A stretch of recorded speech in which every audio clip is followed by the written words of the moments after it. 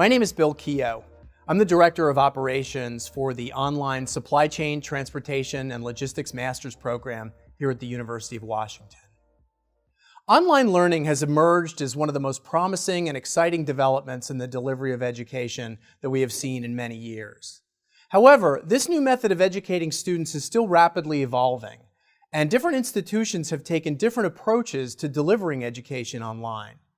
Some institutions provide what we call a largely asynchronous learning environment. We have taken a different approach, as you will see momentarily. Each of our two cohorts is comprised of 30 students with an average of 7 years' experience working in the supply chain and logistics field. All of our students are currently employed in the industry, and they complete the supply chain, transportation, and logistics degree on a part-time basis, one course at a time over the 2-year program. Our students are all busy professionals working in demanding roles. Many have young children and other family commitments, and they appreciate the flexibility an online program like SCTL offers.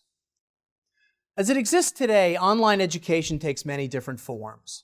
Some programs are largely entirely asynchronous, meaning that you go online to get your syllabus, reading list, homework, exercise, papers, quizzes, exams.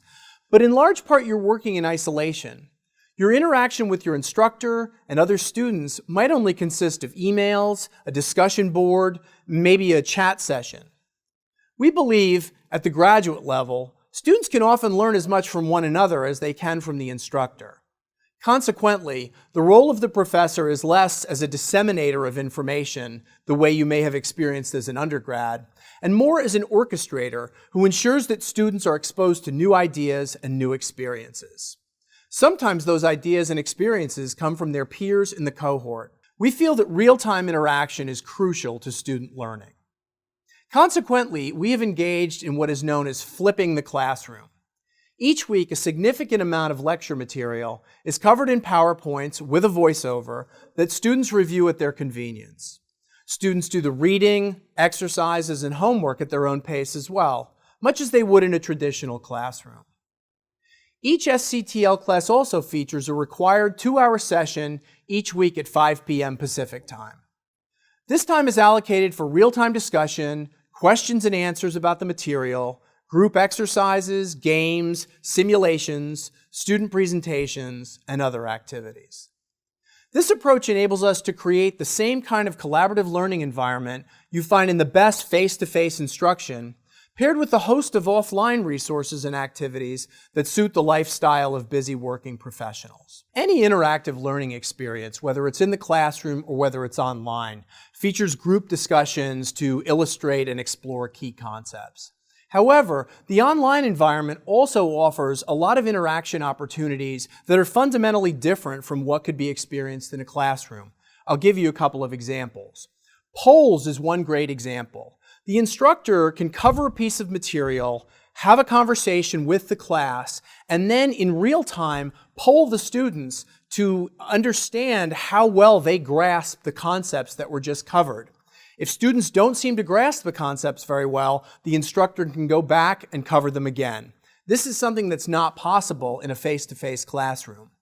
Adobe Connect also features breakout sessions. This is similar to the work you may have done at the graduate level where an instructor breaks you into tables and says, here's an exercise for the group, go ahead. Another feature of the online environment we use are games.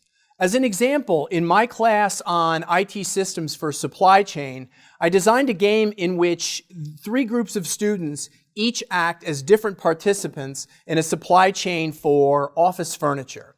Each student downloads a copy of an open source ERP system, and they use that to help illustrate how technology can enable supply chain excellence. These kind of group exercises are particularly valuable for students. It also gives them the opportunity to actually present their findings in real time to the class, where you can also see a video of their face. So in some ways, it's very similar to what you see in an actual classroom.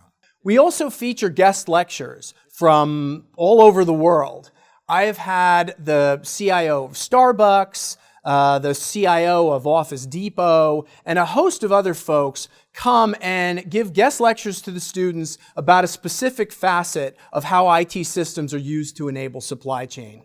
Students love this because it's real, practical information, plus they're hearing and asking questions of somebody it would be very difficult for them to get in front of in any other environment. SCTL also uses a learning management system called Canvas. This system holds all the syllabi, the assignments, readings, other resources, and grades. So at any time, students can go online, they can check the grade of their most recent paper, they can check their grades in general, and they can review all the resources that are part of this program.